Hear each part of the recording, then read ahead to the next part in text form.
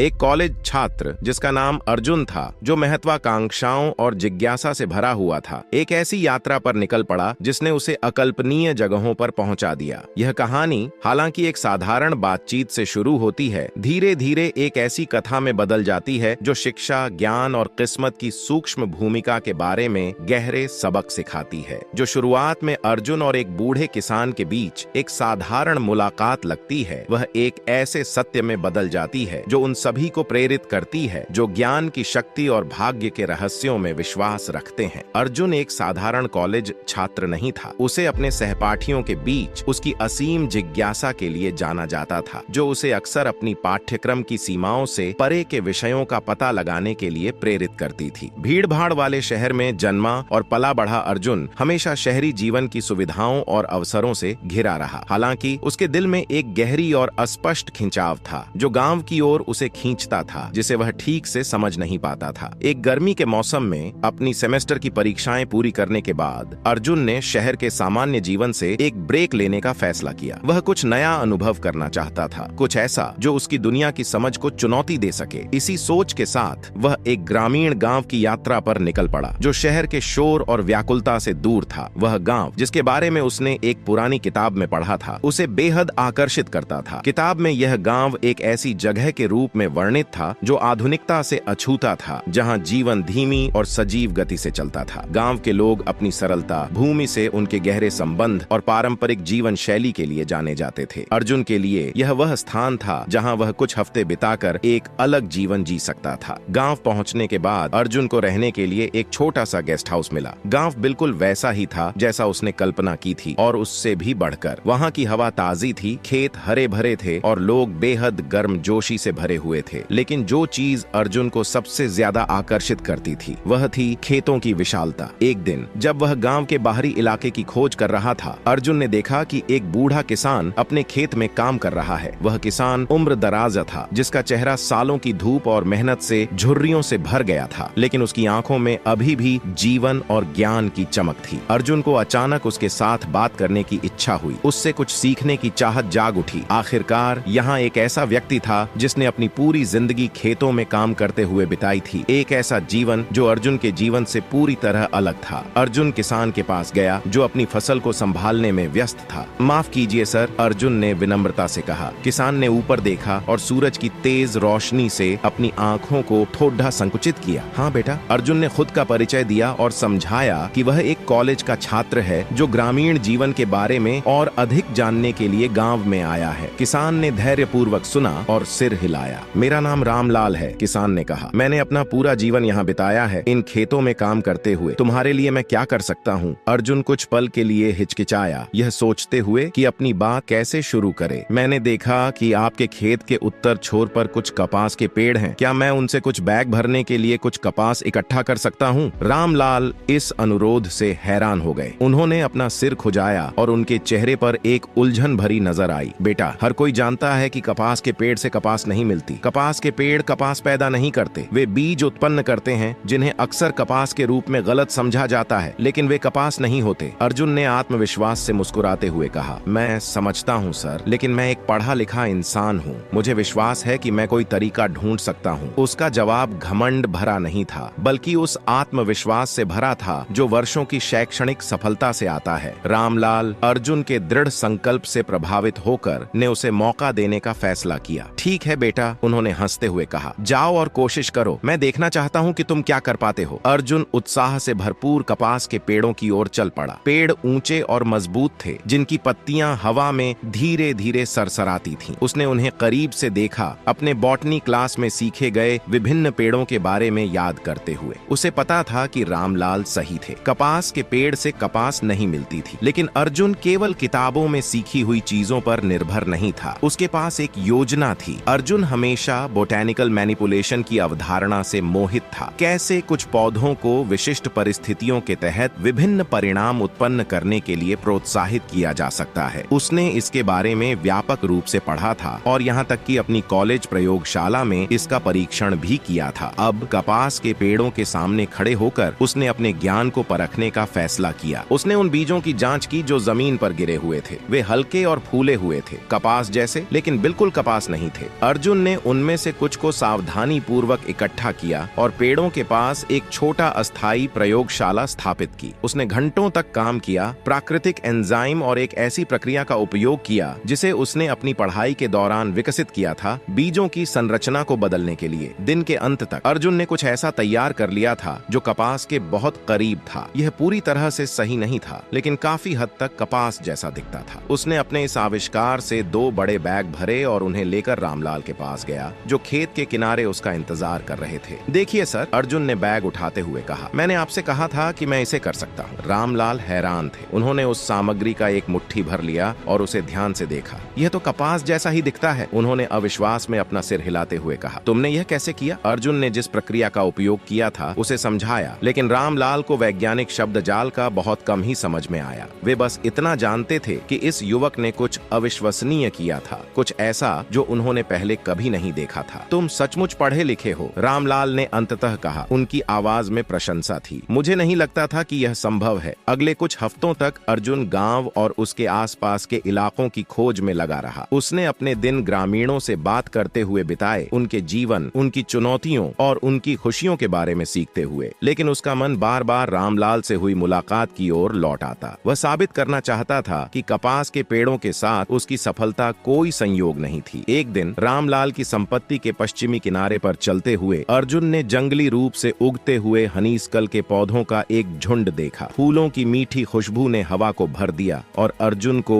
एक पुरानी herbal medicine किताब में पढ़ी हुई बात याद आ गई। हनीसकल, जिसे इसकी सुगंधित फूलों के लिए जाना जाता है, में औषधीय गुण भी होते हैं। किताब में उल्लेख था कि सही परिस्थितियों में हनीसकल से शहद निकाला जा सकता है। हालांकि यह एक दुर्लभ और कठिन प्रक्रिया थी। इस विचार से प्रेरित होकर अर्जुन ने इसे आजमाने का फैसला किया। वह फिर से रामलाल के पास गया। माफ कीजिए सर, उसने कहा, मैंने देखा कि आपकी संपत्ति के पश्चिमी छोर पर कुछ हनीसकल के पौधे हैं। क्या मैं उनसे कुछ जार शहद इकट्ठा करने की कोशिश कर सकता हूँ? रामलाल ने अविश्वास से उसकी ओर देखा। अरे बेटा, उन्होंने हंसते हुए कहा, हर कोई जानता है कि हनीसकल से शहद नहीं मिल सकता। शहद तो मधुमक्खियां बनाती हैं, फूल नहीं। लेकिन अर्जुन अडिग था। मुझे पता है कि यह असंभव लग रहा है सर, लेकिन मुझे विश्वास है कि मैं यह कर सकता हूँ, जैसे मैंने कपास के पेड़ों के साथ किया। रामलाल अभी भी हंसते हुए हाथ हिलाया। ठीक है, जाओ, इस बार तुम क्या कर सकते हो यह देखने दो। अर्जुन तुरंत काम पर लग गया। उसने हनीसकल के फूलों को सावधानी पूर्वक इकट्ठा किया और शहद उत्पादन को प्रोत्साहित करने के लिए अन्य प्राकृतिक सामग्रियों के साथ अमृत निकालने की प्रक्रिया शुरू की। यह एक कठिन और समय लेने वाला काम था, लेकिन अर्जुन ने ठान लिया था कि वह इसमें सफल होगा। कई प्रयासों और विफलताओं के बाद अंततः अर्जुन ने 2 बड़े जार शहद तैयार कर लिए। इस शहद का स्वाद अद्वितीय और फूलों की खुशबू से भरा हुआ था, जो आम शहद से बिल्कुल अलग था। उसने गर्व से जार रामलाल के पास ले गए, जो एक बार फिर हैरान हो गए। देखिए सर, अर्जुन ने जार उठाते हुए कहा, मैंने आपसे कहा था कि मैं इसे कर सकता हूँ। रामलाल अवाक रह गए। उन्होंने एक जार में उंगली डुबोकर शहद का स्वाद चखा। यह मीठा, सुगंधित और किसी भी चीज से बिल्कुल अलग था जो उन्होंने पहले कभी चखा था। यह अविश्वसनीय है, उन्होंने फुसफुसाते हुए कहा। यह कैसे संभव है? अर्जुन ने फिर से प्रक्रिया को समझाया, लेकिन रामलाल इतने चकित थे कि वे पूरी तरह से सभी विवरण नहीं समझ पाए। उन्होंने बस इतना ही जाना कि इस युवक ने एक बार फिर असंभव को मुमकिन बना दिया था। तुम सिर्फ पढ़े लिखे नहीं हो, रामलाल ने अविश्वास में सिर हिलाते हुए कहा, तुम कुछ और ही हो। अब तक अर्जुन की ख्याति पूरे गांव में फैल गई थी। ग्रामीण उस युवा से मोहित हो गए थे जिसने कपास के पेड़ों से कपास और हनीसकल से शहद निकाला था। कुछ लोग संदेह करते थे, जबकि अन्य अचंभे में थे, लेकिन सभी यह जानने के लिए उत्सुक थे कि वह अगली बार क्या करेगा। लेकिन अर्जुन ऐसा नहीं था जो अपनी उपलब्धियों पर आराम करता। वह हमेशा अगले चैलेंज की तलाश में रहता था, अगली परीक्षा में खुद को साबित करने के लिए, और वह मौका उसे जल्द ही मिल गया। एक दिन जब वह रामलाल की संपत्ति के दक्षिणी किनारे पर चल रहा था, अर्जुन ने विलो वृक्षों का एक झुरमुट देखा। उन पेड़ों को देखकर उसे अपनी फार्माकोलॉजी कक्षा में सीखी हुई एक बात याद आ गई। विलो की छाल से सैलिसिलिक एसिड प्राप्त होता है, जो एस्पिरिन का सक्रिय घटक है। इस विचार ने उसे उत्साहित कर दिया। क्या वह विलो वृक्षों से एस्पिरिन तैयार कर सकता है? समय बर्बाद किए बिना अर्जुन ने फिर से रामलाल से संपर्क किया। माफ कीजिए सर, अर्जुन ने कहा, मैंने देखा कि आपकी संपत्ति के दक्षिणी किनारे पर कुछ विलो वृक्ष हैं। क्या मैं उनसे एस्पिरिन तैयार करने की कोशिश कर सकता हूँ? रामलाल ने हंसते हुए सिर हिलाया। बेटा, एस्पिरिन तो केवल फार्मेसी में मिलता है। ये पेड़ सिर्फ पेड़ हैं, वे दवाइयाँ नहीं बना सकते। लेकिन अर्जुन ने धैर्य पूर्वक समझाया, सर, विलो वृक्षों की छाल से से सैलिसिलिक एसिड निकाला जा सकता है, जो एस्पिरिन का मुख्य घटक है। मुझे विश्वास है कि अगर मैं सही प्रक्रिया अपनाऊं तो मैं कुछ बना सकता हूं। रामलाल ने उसकी बात सुनी और अपनी जिज्ञासा को दबाते हुए कहा, ठीक है बेटे, तुमने पहले भी असंभव को मुमकिन किया है, जाओ और कोशिश करो। अर्जुन ने विलो वृक्षों की छाल को ध्यान से इकट्ठा किया और एक छोटी अस्थायी प्रयोगशाला स्थापित की। उसने छाल का उपचार करने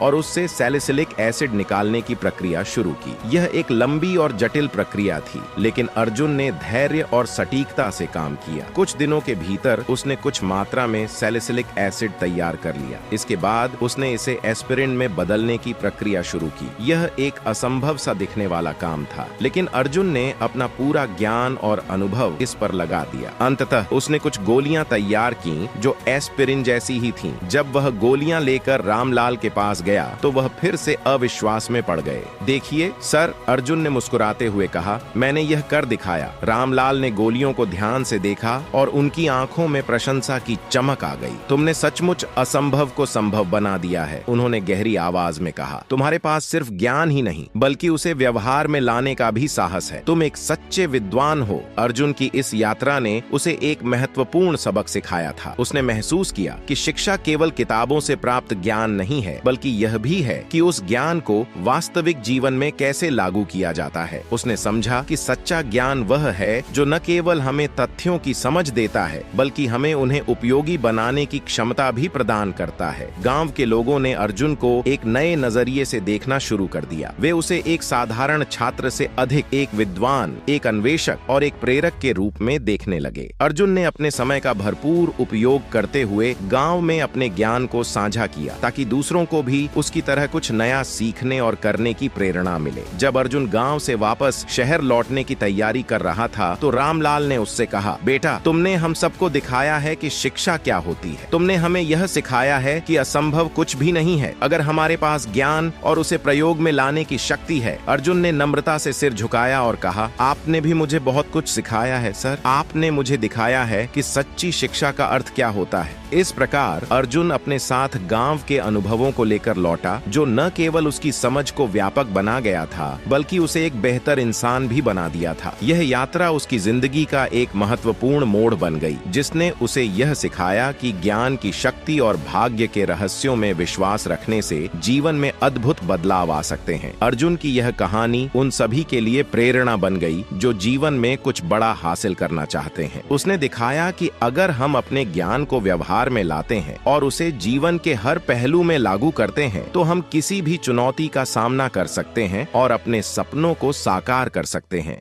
इस कहानी से यह भी सीखने को मिलता है कि भाग्य केवल उन्हीं का साथ देता है जो उसके लिए मेहनत करते हैं और उसे हासिल करने की क्षमता रखते हैं। अर्जुन के साहस और ज्ञान ने न केवल उसके जीवन को बल्कि उन सभी लोगों के जीवन को भी बदल दिया जिनसे वह मिला। उसने यह साबित कर दिया कि असली शिक्षा का मतलब केवल डिग्री प्राप्त करना नहीं है, बल्कि ज्ञान को जीवन में उतारना और उसे दुनिया के भले के लिए उपयोग करना है।